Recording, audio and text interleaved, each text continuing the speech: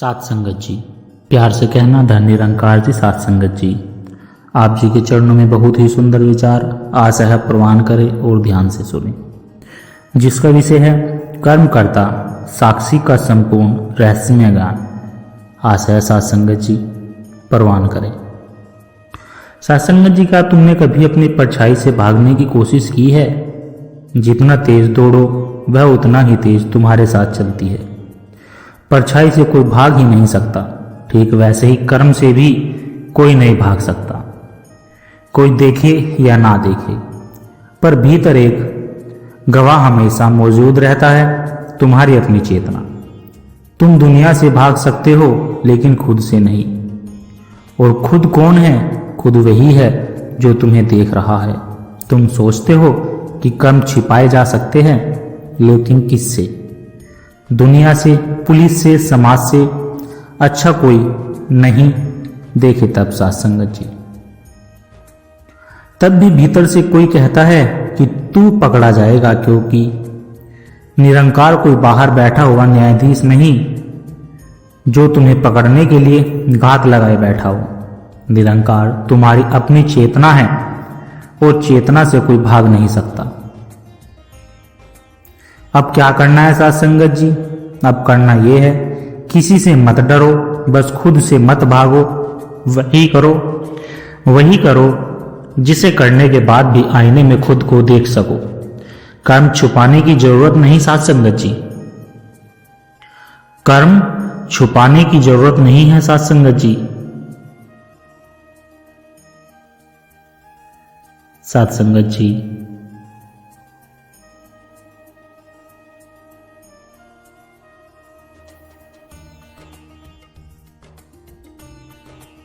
कर्म छुपाने की जरूरत नहीं है सात संगत जी। ऐसा कर्म करो, अगर कोई तुम्हें कहे कि इस ब्रह्मांड के सबसे अंधेरे कोने में भी एक आंख तुम्हें देख रही है, तो तुम्हें कैसा लगेगा? डर लगेगा या फिर राहत मिलेगी कि कोई है जो तुम्हें हमेशा देखता है, समझाता है। तुम जितना छुपने की कोशिश करोगे उतना ही यह आंख तुम्हारे करीब आएगी सात संगत जी। फिर तुम भागोगे, कभी रिश्तों में, कभी दौलत में, कभी शराब में, कभी ईश्वर की मूर्तियों में, लेकिन फिर भी यह आंख तुम्हारे भीतर झांक रही होगी। और जब यह एहसास गहरा हो जाएगा ना सात संगत जी,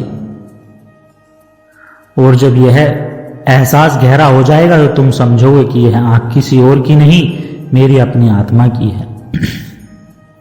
तुमने देखा है कि छोटे बच्चों को जो चोरी करके भी मां की तरफ देखता है कि उसने देख तो नहीं लिया।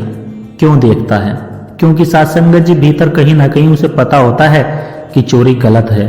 तुम चाहे जितने भी तर्क दो, जितने भी बहाने बनाओ, लेकिन सच तो यही है, क्रम से भागा नहीं जा सकता। अब करना क्या है सात संगत जी? भागना बंद करो, क्योंकि जिससे तुम भाग रहे हो वह तुम्हारे भीतर है। हर क्रम करने से पहले खुद से पूछो, अगर पूरा संसार इसे देखे तब भी क्या मैं इसे कर पाऊंगा? अगर उत्तर आए हां तो निर रहो सात संगत जी, अगर नहीं उत्तर आए तो ठहरो। भीतर झांको और वही करो जो अंत में तुम्हें खुद से भागने पर मजबूर ना करे। क्योंकि आज जो कर्म तुम्हारे पीछे छिपा है, वही कर्म तुम्हारे कल सामने खड़ा होगा। तुम किसी का भी अपमान करके देखो, हो सकता है तुम्हें तुरंत कोई पछतावा ना हो, लेकिन जब तुम रात को अकेले होगे, जब तुम्हारे पास कोई बात करने वाला नहीं होगा, जब सब कुछ शांत होगा, तब वह अपमान लौट कर आएगा। क्यों? क्योंकि सात संगत जी, बंदी कोई बाहरी चीज नहीं बल्कि भीतर की गंदगी है। अगर तुम्हारे पास निरंकार का एहसास है तो तुम्हें यह बताने की जरूरत नहीं कि क्या सही है क्या गलत है। जैसे सूरज उगते ही अंधेरा अपने आप मिट जाता है, वैसे ही अगर तुम्हारे भीतर यह एहसास गहरा हो गया कि मुझे कोई देख रहा है, तो फिर तुम्हें कोई नियम मानने की जरूरत नहीं। तुम खुद ही सही करोगे, क्योंकि तुम्हें गलत करना असहनीय लगेगा। फिर तुम्हें किसी वेद, किसी शास्त्र, किसी ग्रंथ से प्रमाण लेकर जीवन जीने की जरूरत नहीं पड़ेगी। क्योंकि सात संगत जी, फिर तुम्हारी आत्मा से आवाज आएगी कि क्या करना है और क्या नहीं करना है, और आत्मवेद शास्त्र ग्रंथ इन सब से ऊपर है। अब करना क्या है? अपने भीतर के गवाहों को जगाओ। जब कोई भी कर्म करो तो खुद को एक गवाह की तरह देखो।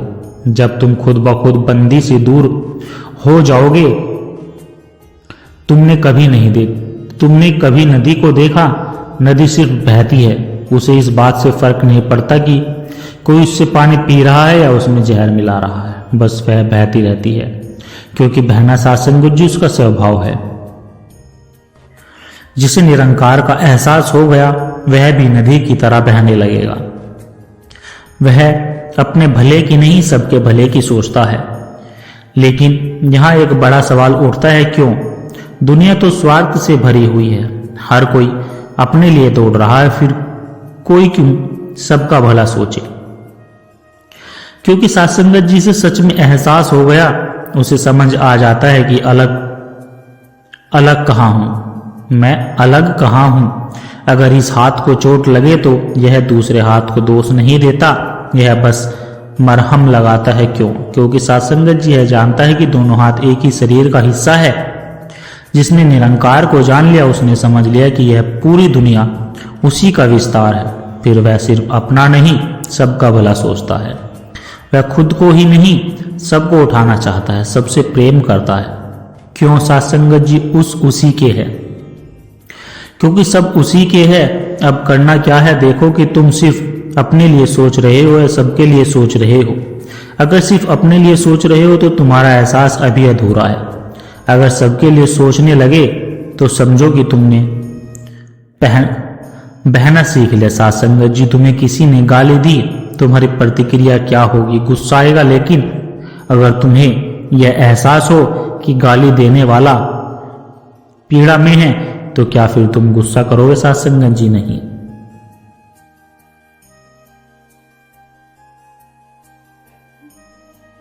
क्योंकि सत्संगत जी तुम समझ जाओगे कि जो गाली दे रहा है वह खुद जल रहा है, और जलते हुए को देखकर कोई विवेकशील इंसान उस पर तेल नहीं डालता बल्कि पानी डालता है।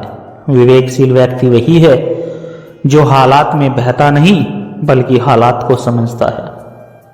वह उत्तेजना में नहीं आता, वह अपनी हर प्रतिक्रिया को देखने लगता है, और जिसने अपनी प्रतिक्रियाओं को देख लिया उसने जीवन के सारे दुख काट लिए। अब करना क्या है? सत्संगत जी गुस्सा आने पर मत बोलो, दुख में भागो, पहले देखो तो सही, समझो फिर प्रतिक्रिया करो। यही विवेक है। कभी तुमने किसी बूढ़े दरख्त को देखा? वह तूफानों में भी हिलता है लेकिन गिरता नहीं। सत्संगत जी क्यों? क्योंकि उसकी जड़ें गहरी है। तुमने लोगों को देखा होगा छोटी छोटी बातों पर गुस्से में आ जाना, छोटी छोटी बातों से दुखी हो जाना। क्यों? क्योंकि उनकी जड़ें गहरी नहीं हैं। जिसकी जड़ें निरंकार में जम गई उसे कोई हिला नहीं सकता। कोई गाली दे, कोई धोखा दे, कोई गिरा दे, वह फिर भी अडिग रहता है। क्यों? सत्संगत जी क्योंकि वह जानता है यह दुनिया सिर्फ लहरें है और लहरें किनारों से टकराते रहती है लेकिन सागर पर असर नहीं डालती। अब क्या करना है? सत्संगत जी हर छोटी बात पर प्रतिक्रिया मत दो, पहले ठहरो, देखो, फिर जवाब दो। अगर कोई तुम्हें उकसाए और तुम गुस्से में आ जाओ तो समझो कि तुम भी अभी लहरों में उलझे हुए हो। लेकिन अगर कोई तुम्हें उकसाए और तुम भीतर से शांत रहो तो समझो कि तुम सागर बन गए हो। थोड़ा और फरमाइए सत्संगत जी, गौर फरमाइए, मन की मत करो। सुनने में अजीब लगता है ना सत्संगत जी? क्योंकि पूरा समाज यही सिखाता है कि मन की करो, लेकिन जरा ठहर कर देखो तुम्हारा मन क्या है। यह बस विचारों का झुंड है।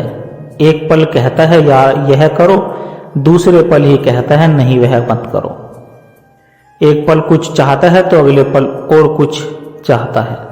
अगर तुम मन के पीछे भागोगे तो क्या कभी शांति मिलेगी? नहीं मिलेगी सत्संगत जी, क्योंकि मन पानी की तरह है, उसे किसी भी आकार में ढाला जा सकता है। लेकिन जिसे निरंकार का एहसास हो गया वह मन का गुलाम नहीं रहता। वह जानता है कि मन सिर्फ एक उपकरण है, मालिक नहीं। अगर मन कहे कि यह करो तो वह पहले निरंकार के दृष्टि से देखता है, परखता है क्या यह सही है। अगर सही है तो करता है और अगर गलत हो तो सात्संगत जी छोड़ देता है। वह मन का उपयोग करता है लेकिन मन उसे उपयोग नहीं कर सकता। अब करना क्या है? अब सात्संगत जी अपनी हर इच्छा को तुरंत पूरा मत करो, पहले देखो क्या यह मेरी असली जरूरत है या फिर मन की एक लहर। अगर यह बस एक लहर है तो शांत हो जाओ, देखते रहो, बस लहर अपने आप चली जाएगी। और जिस दिन तुमने यह कर लिया उसी दिन मन तुम्हारा सेवक बन जाएगा। सात्संगत जी मालिक नहीं।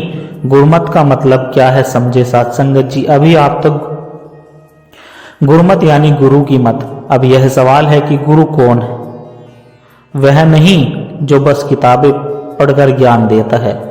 ध्यान से सुनो सात्संगत जी, गुरु वह है जो खुद उस सत्य को जीता है। गुरु वह नहीं जो बस शब्दों में फंसा हो। गुरु वह है जो सत्य में उतर चुका हो। अब सवाल उठता है गुरु की मत क्यों माने? क्योंकि गुरु उस राह पर पहले से चल चुका है जिस पर तुम अभी कदम रखने की सोच रहे हो। अगर तुम किसी घने जंगल में खो जाओ और कोई तुम्हें कहे मैं इस जंगल से पहले ही निकल चुका हूं, मेरे पीछे आओ, तो क्या तुम अपनी जिद करोगे या फिर उस पर भरोसा करोगे? जो सच में एहसास में जीता है वह अपनी जिद छोड़कर गुरु की राह पर चलता है, क्योंकि उसे पता है गुरु वही बताएगा जो उसके भले के लिए है। वह जानता है कि गुरु की राह कठिन जरूर हो सकती है लेकिन सही होती है। सात्संगत जी अब करना क्या है? अपने अहंकार को देखो, क्या तुम अपने मन की ही सुन रहे हो या किसी ऐसे की सुन रहे हो जो तुमसे ज्यादा जानता है? अगर तुम अपने ही मन की सुन रहे हो तो अभी भी तुम भटके हुए हो सात्संगत जी। लेकिन अगर तुमने गुरु की राह पर पहला कदम रख दिया तो समझो कि तुम सही दिशा में हो। अगर तुम्हें पता हो कि कोई कैमरा तुम्हें लगातार देख रहा है तो तुम क्या करोगे सात्संगत जी? क्या तुम चोरी करोगे? क्या तुम किसी को धोखा दोगे? नहीं। क्यों? क्योंकि सात्संगत जी तुम जानते हो कि कोई देख रहा है। अब सोचो, अगर तुम्हें यह यकीन हो जाए कि कोई बाहरी कैमरा नहीं बल्कि एक आंतरिक कैमरा तुम्हें देख रहा है तो तुम कैसे जियोगे? निरंकार का भय इसी का नाम है सात्संगत जी। यह डर नहीं, यह जागरूकता है। अब क्या करना है सात्संगत जी? हर कर्म करने से पहले एक पल को सोचो तो सही, अगर निरंकार सामने होता तो क्या मैं यही करता? अगर जवाब नहीं है तो मत करो। तुम जब कोई काम करते हो तो क्या सच में तुम कर रहे हो? बहुत गहरी बात है सात्संगत जी, गहराई में उतरते हैं। तुम बोलते हो, मैं बोल रहा हूं, ध्यान से सुनो। अगर तुम्हें सात्संगत जी, अगर तुम्हारे होठ सिल दिए जाए, तुम लिखते हो मैं लिख रहा हूं, लेकिन अगर तुम्हारा हाथ बांध दिया जाए तुम कहते हो मैं सोच रहा हूं। लेकिन क्या तुमने कभी गौर किया है कि विचार तुम्हारे भीतर खुद ब खुद आते हैं, तुम्हें पूछकर नहीं आते, बस बहते रहते हैं। तो फिर यह मैं करता हूं कहां से आया? सच्चाई यह है कि तुम कुछ भी नहीं करते हो या कुछ भी नहीं कर रहे हो। सब कुछ हो रहा है, सांसें चल रही है, तुम नहीं चला रहे हो। दिल धड़क रहा है, तुम नहीं धड़का रहे हो। खून बह रहा है, तुम्हारा कोई हाथ नहीं इसमें। ब्रह्मांड चल रहा है, तुमने कोई योजना नहीं बनाई थी। तुम्हारे अंदर लाखों जीवाणु जन्मते हैं और मर जाते हैं, इसमें भी तुम्हारा कोई नियंत्रण नहीं है। तो फिर तुम कौन हो? तुम सिर्फ एक साक्षी हो।